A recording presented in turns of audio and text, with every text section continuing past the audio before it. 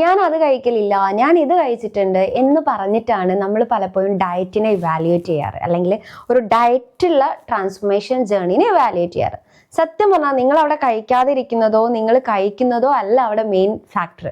അവിടെയുള്ള main factor നിങ്ങളുടെ മൈൻഡാണ്. Food എന്ന് പറയുന്നത് ഒരു വിസിബിൾ ആയിട്ടുള്ള ഒരു ട്രാവലർ മാത്രമാണ്. എന്നാൽ അവിടെ ഇൻവിസിബിൾ ആയിട്ടുള്ള ഒരു ഡ്രൈവറാണ് നിങ്ങളുടെ മനസ്സ്.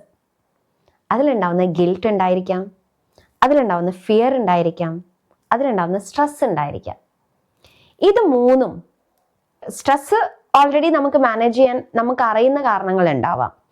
എന്നാൽ ഗിൽറ്റ് ഫീലിംഗ് നമ്മൾ പലപ്പോഴും ഈ ഡയറ്റിൽ നിന്ന് സ്റ്റിക്ക് ഓൺ ചെയ്ത് നമ്മൾ പിന്നെ അങ്ങോട്ട് മാറി അപ്പോൾ ഉണ്ടാവുന്ന ഒരു ഗിൽറ്റ് ഫീലിംഗ് ഉണ്ടായിരിക്കാം.